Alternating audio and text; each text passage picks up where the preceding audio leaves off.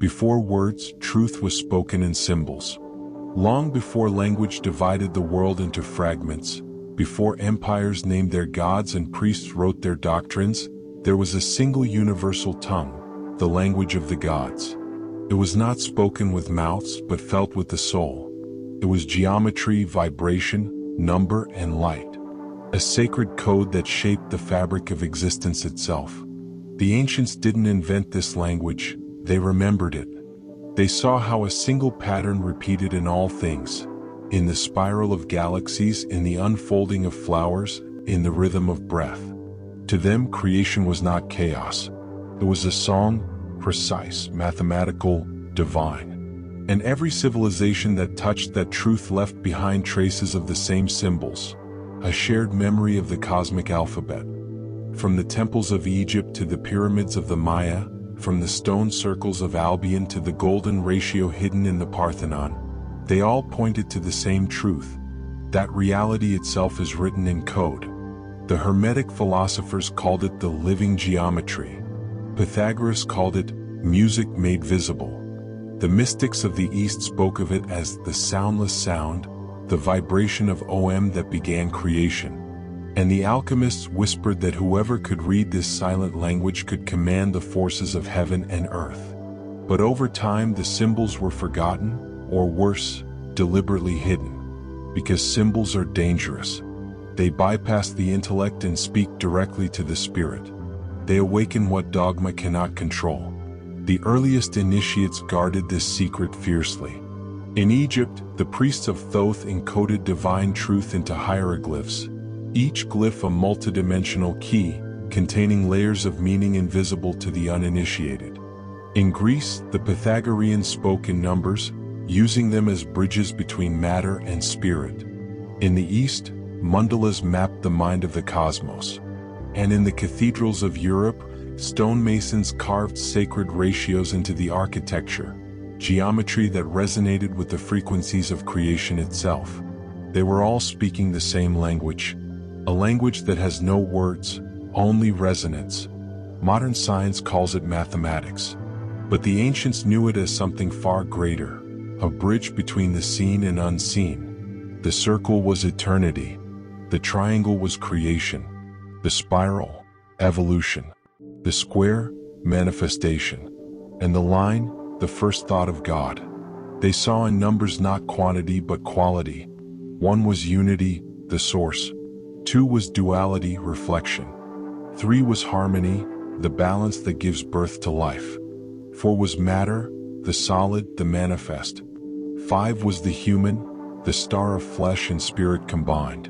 7, completion. 9, the threshold. To the initiated, these weren't abstractions. They were living intelligences. Each symbol vibrated with a frequency that could open the gates of perception.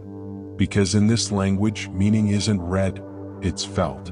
And that's the secret modern civilization forgot.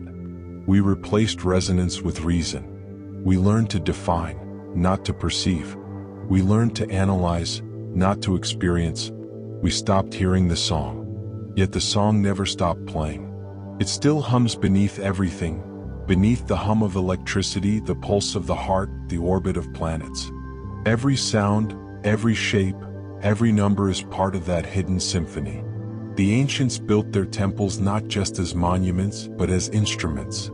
When sound moved through them, the walls would sing, activating geometric harmonies that attuned the visitor's consciousness to higher states. The Great Pyramid of Giza wasn't just a tomb, it was a resonator. Its chambers tuned to the Earth's frequency, amplifying the sacred vibration of creation. Every sacred site on the planet is placed along energy lines like notes on a staff. Together they form a planetary orchestra, playing a song few still hear. And maybe that's why, when you stand in a place like that, a temple, a mountain, a cathedral, something inside you stirs. You don't understand it with your mind. You feel it, because some part of you remembers the language. The question is, why was it lost? The old mystery schools said that symbols are like fire, they illuminate but they also burn. Used wisely, they awaken the soul. Used blindly, they enslave. And that's exactly what happened. When the sacred became political, symbols were seized and repurposed for control. The cross, once a cosmic diagram of matter and spirit intersecting, became a weapon. The serpent, once a sign of transformation, became a curse. The pentagram, symbol of the divine human, was inverted, its meaning distorted into fear. Because whoever controls symbols controls reality. That's the unspoken law of magic and of media. Every logo, every flag, every monument echoes the same ancient knowledge. Symbols shape the mind, and the mind shapes the world. The archons of old have evolved. Their modern tools are not temples but screens. Their language is still symbolic, but now it's corporate.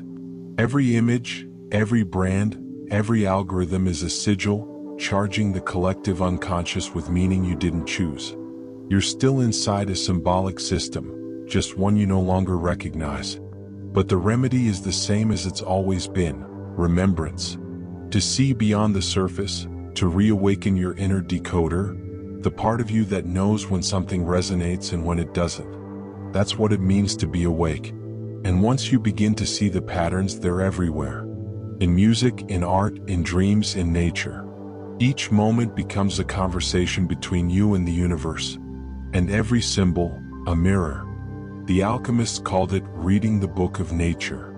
They said that to truly understand the world, you must learn to read its symbols as the gods do, as vibrations of meaning, not words. Because when you speak in that language, reality listens. That's why mantras work. That's why geometry heals. That's why art moves us. These are all echoes of the same code, the grammar of creation itself. And here's the paradox. You don't need to learn this language. You already know it. Your intuition is fluent. Your dreams still speak it every night. Every coincidence, every number pattern, every synchronicity, these are fragments of the conversation calling you back to remembrance. The more you listen, the louder it gets. Until one day you realize, the gods never stopped speaking. We just forgot how to hear them. In the silence between thoughts, their voice returns, not in words but in symbols. Not in language but in light. That's why sacred geometry still appears in meditation. Why certain tones open the heart. Why ancient symbols continue to reappear across cultures and centuries. The flower of life, the spiral, the cube, the vesica piscis, the golden ratio. These are not decorations. They are keys, each unlocking a layer of perception. When you meditate on them, when you feel them rather than analyze them, something awakens. The illusion of separation fades. You begin to sense the pattern, the pulse of the divine behind all things. And that is the real language of the gods. Not spoken, not written, but lived. Every breath, every thought, every act of creation is a syllable in that eternal sentence. You are the pen and the poem, the sound and the silence, the symbol and the meaning. The ancients didn't worship geometry. They remembered what it represented, the blueprint of consciousness itself. And that's the truth we are slowly remembering again. So, when you see a symbol that moves you, pause. Don't just look, listen. Because the gods are still speaking, in circles, in numbers, in dreams. And if you can hear the pattern beneath the noise, you will discover the same secret every initiate found. That the universe is not speaking to you, it's speaking through you.